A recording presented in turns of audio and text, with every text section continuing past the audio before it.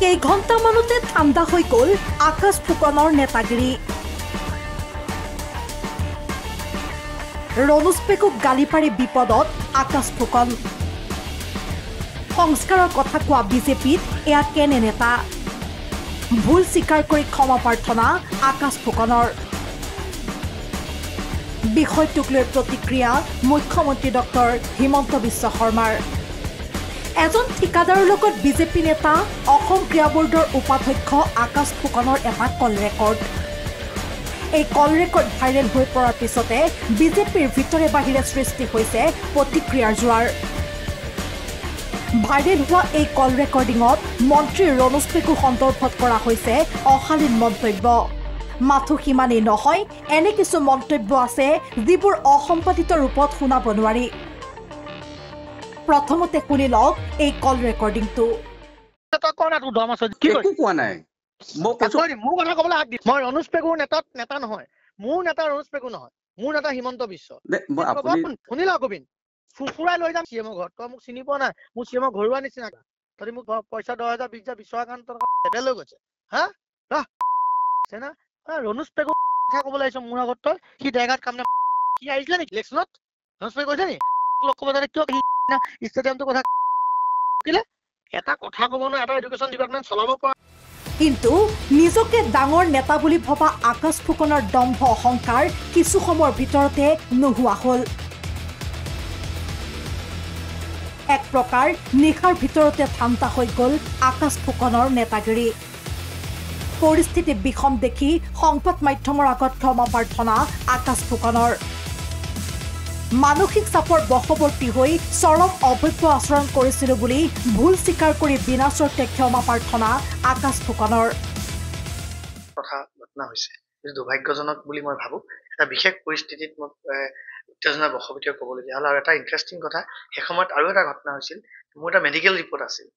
এটা health issue আছিল report আহিছিল খুব ভাল নাছিল ছেকেণ্ড ইমিডিয়েটলি মানে সেই মুহূৰ্ততে কাকতলীয়া সংযোগ বুলি মই কওঁ যে মোৰ ভাতৃও এটা ৰিপৰ্ট আহিছে তেওঁ মোক ফোন কৰিছে যে মোৰ এটা ৰিপৰ্ট এনেকুৱা আহিছে মই কোৱা নাই মোৰ ৰিপৰ্ট বেয়া আহিছে তেনেকুৱা এটা মানসিক চেপাৰ মাজত থকাৰ সময়তে দুৰ্ভাগ্যজনকভাৱে ঘটনা বা পৰিৱেশটো হ'ল যথেষ্ট প্ৰজ্ঞা থকা ব্যক্তি আমাৰ ডক্টৰ ৰণোজ পেগু ডাঙৰীয়া তেখেতৰ কথা মই তেনেকে খঙত ক'বলগীয়া হোৱাৰ কাৰণে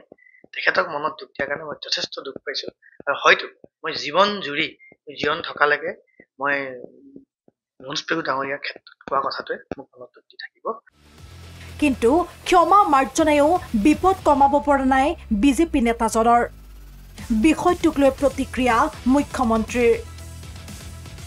আকাশ ফুকনৰ ৰেকৰ্ডিং কিমান দূৰ সঁচা মিছা নাজানো সঁচা হ'লে কঠোৰ অনুশাসনমূলক ব্যৱস্থা লোৱা হ'ব যদি টেপটো সঁচাই হয় তেতিয়াহ'লে ৰাজ্যিক সভাপতি ডাঙৰীয়াই ব্যক্তিগৰাকীৰ ওপৰত নিশ্চয় কঠোৰ অনুশাসনমূলক ব্যৱস্থা গ্ৰহণ কৰিব কাৰণ যি ধৰণে শব্দ ব্যৱহাৰ কৰা হৈছে বা যি ধৰণে টেলিফোনটোত কথা বতৰা কোৱা হৈছে সি ভাৰতীয় জনতা পাৰ্টিৰ কোনো সদস্যকে শোভা নাপায় ইফালে আকাশ ফুকনৰ বিৰুদ্ধে জাঙুৰ খাই উঠিছে মিচিং জনগোষ্ঠীয় একাংশ দল সংগঠন মিচিং জনগোষ্ঠীৰ মন্ত্ৰীৰ ওপৰত কৰা অশ্লীল মন্তব্য সহজভাৱে লোৱা নাই জনগোষ্ঠীটোৰ ৰাইজে মন্ত্ৰী ৰণোজ পেগু ডাঙৰীয়াক যি অশালীন বাক্যৰে ব্যৱহাৰ কৰিছে এইটো সঁচাকৈ আমি পোনপ্ৰথমে এই ব্ৰহ্মপুত্ৰ এলেকাৰ মিচিং ৰাইজ হিচাপে আমি গৰিহণা দিছোঁ আৰু তেখেতক আমি এই মঞ্চৰ পৰা উকিয়াই দিব বিচাৰিছোঁ যে ভৱিষ্যতে যাতে এনেকুৱা মন্তব্য কোনো মন্ত্ৰীৰ ওপৰত নিদিয়ে জনজাতি মন্ত্ৰীৰ ওপৰত নিদিয়ে এইটো আমি ইয়াৰ পৰা এই মঞ্চৰ পৰা উকিয়াই দিছোঁ আৰু ভৱিষ্যতে যদি এনে কাৰ্য কৰে আমি তীব্ৰ আন্দোলন গঢ়ি তুলিম এই অঞ্চলটোত কথা হ'ল সংস্কাৰৰ কথা কোৱা বিজেপিৰ ভিতৰত থকা এইসকল নেতাৰ এয়া কি সংস্কাৰ কিয় গুৰু গোসাঁই নামানি নিজকে ডাঙৰ নেতা বুলি ভাবে একাংশই ব্যুৰ' ৰিপৰ্ট দেশ টুডে